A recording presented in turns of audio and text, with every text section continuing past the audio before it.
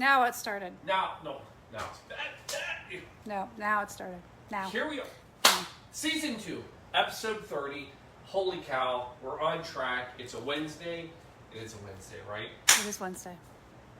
Folks, we're here. This is a big day.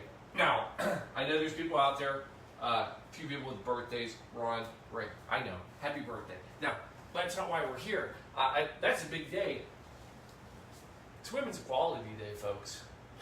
I mean, this is a big deal. This is a national day of women's right to vote.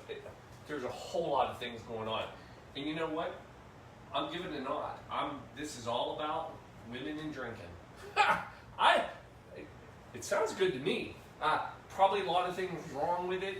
And yeah, we're talking Hanky Panky Cocktail. Let me tell you how I tie this together. Just stay with me. It's all good. It's legit. All right, so come on in. Blue Monkey Quarantina. The only business is monkey business. Which really sounds good since we're doing a little hanky panky tonight. But anyway, here we go.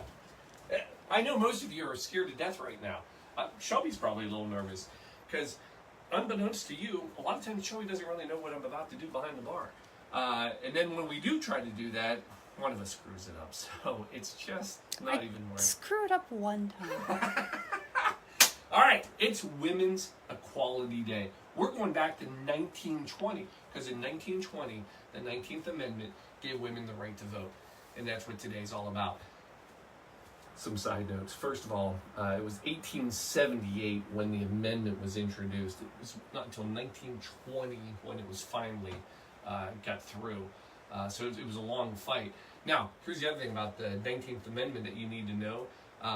We're talking about Elizabeth Stanton, who was kind of the head of the women who got this really going, again, back in 1878. But don't forget, when you hear Susan B. Anthony, and we all know that name, she was part of the suffrage movement as well. She was right there running with it. But here's where it gets really crazy. Are you ready for this? I know everybody saw the show last night. By the way, Ron, you're out there. Happy birthday. So here's the thing. If you remember the drink we just did, Speed Racer, we had a little bourbon milk punch. And I told you that whole story about how it was tied to his mom told him to drink milk when he won a race. I got a better one for you, because this is all about the ladies tonight. All about the ladies. Swing vote. Tennessee. So the women's right to vote didn't come easy. And it wasn't like everybody in Congress was like, yeah, let's do this. This is a great idea. No, they fought it. They didn't want to do it. As a matter of fact, when it came to the day of the vote, the women thought they lost. They did not think they were going to get it. But lo and behold, there is a Tennessee swing vote, Republican, if you want to know. And his name is Harry Byrne. Harry Byrne, the young age of 24 in the legislation. Well, he gets a letter from his mom. And his mom says, now, why don't you go be a good boy and vote the right way and let women vote? Well, he was not against or not for women voting, but after that little letter and a poke from mom, boom, there you go. So yeah, and there was a fight afterwards about the vote and everything. There's always fight. You just don't understand. It's politics. But thank another woman. Thank your mom, because she was the one who ultimately got the right to vote. So now, another little thing we may not know about women that were involved in politics. The 19th Amendment may have been the biggest noticeable active women to get an amendment passed, but they are also responsible for the 18th Amendment.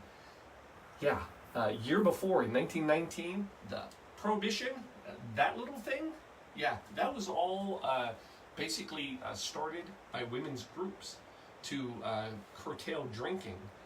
So women are this wasn't their first dabble in politics. And I take that alcohol and I run right to the next part of our show, because let me go back even further. We're going 1890, and we're going to the Savoy Hotel, the American Bar. Oh yeah, we've talked about this bad boy. This is the bar. This is the famous American Bar. and in London. Now, first of all, it's called the American Bar not because it was an American bar, but it served American-style drinks, which were cocktails. The American Bar, this was the epitome. This is the biggest, best. It's actually not that big. It's tiny, but it's the most famous bar. Fitzgerald, my boy Hemingway, Papa, love you. Haven't talked about you lately. I got a show for you coming up. Papa, this is where they all went. This was the bar to go to. Again, we're back in the late 1800s, early 1900s. And then Harry Craddock, we talked about him, famous bartender, corpse reviver, white lady. He was one of their main head bartenders. This was the bar. Paul, stop. Why are you talking about all these guys? You just told me it's all about the women tonight, right? I'm getting there. And here's where I'm going to get there. So we're in England. We're at the American Bar. And by golly, do you know what we have? Who we have? We have Ada Coleman. Ada Coleman. She goes by Coley. She's not just a female. She is the head bartender at the American Bar. Is this a big deal? I don't know. The bar's been open, still open, 125 years. In those 125 years, there have been how many? 11. 11 head bartenders. She was one of them. She wasn't just one of them. She was the only female bartender, head bartender, ever. And when was this? This was in like 1970s or 1980s. No. She was head bartender from 1903 to 1925. Give you another one. Now, I will tell you this. In England, it was a little more common for women to be working in the bar industry. Not overly. It was mostly children, parents who owned a bar. And they were typically barmaids. But here's the thing. They capped out at about 25 years old. I mean, you're not just a barmaid at that point. You're an old barmaid, all right? And they're done. I'm just telling you. She was 28 years old when she became head bartender and was there for another 22 years until she was 50. Big deal. She was the bartender, head bartender. Harry Craddock ended up replacing her. Again, he's amazing. He writes the cocktail book called the Savoy Cocktail Book. It's on the chart over here. It doesn't matter. But it was 1930. After she retired, Harry Craddock actually puts one of her cocktails in the book. Only cocktail in the book created by a woman. The Hanky Panky. That's it. She's amazing. So we're going to make the Hanky Panky. Now, where does the drink come from? All right, so she's head bartender. Now we got to enter one more person. Enter actor Charles Hawtrey. Charles Hawtrey, famous actor at the time. He's hanging out at the bar, and he goes up to Coley, and he's like, you know what? I'm so tired. You got to make me a drink with some punch in it. Well, she doesn't have it at the time. And he leaves, whatever. Well, he comes back. And when he comes back, what he doesn't know is that Coley has been experimenting. She's been trying all these different things, all these recipes, and she has the drink. And she says, here's your drink. So, by the way, as I'm wrapping up this long-winded story, let's put a little ice in the glasses because we're going to keep it cold. So, here comes, he's back in. Coley says, here's your drink. He grabs the drink, sips it down, and he goes, by Jove, that's the real Hanky Panky. I don't know what it means. I mean, we know what Hanky Panky means, but that's what he says. And when he says that's the real Hanky Panky, the name sticks. And from there forward, her drink that she created, the Hanky Panky, lives on. What is it? It's really, all it is a martini, a sweet martini. Gin, the sweet vermouth, the red, and then her little secret ingredient. She adds Fernet Branca. We just had this one in another show. Now, side note, because it's all about the ladies tonight. The ladies. Fernet Branca, by the way, if you remember, I told you this was Bernardino Franca is the founder of this. And after he dies, instead of going to his son, because his son died too, it actually, his daughter-in-law, Maria Franca, takes over the company. She is actually one of the youngest female entrepreneurs, because this is back in the late 1800s, in Europe's history. Just another nod to the ladies. That's all. No big deal. Whatever. I'll make the drink. I'll make it. Whatever. You guys don't care. Sometimes I think you care. Sometimes I don't. You know what? If you don't want history, I'll just shut up. I'll just make drinks from now on. Is that what you want? No. You want this. All right. So we're going gin. We're going local. The drier the gin, the better for this. Because I debated. They're using Hendrix, because it's the only other gin I have in my bar right now. Because some people came over and finished up 4 bottles of gin while they were here. And that's okay. That's why we have a bar. But now I'm down to 2, and this is the driest one I have. So we're going to go with a local, which is ours. A little Caracan, the Origin. It's dry. 1.5 ounces. One for me. One for Shelby. Then we're coming in with our red vermouth, the sweet vermouth.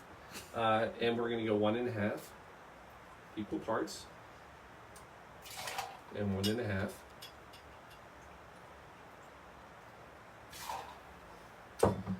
Secret ingredient, according to Coley, we're going with Fernet Branca. Not a lot. Basically, how do you get there?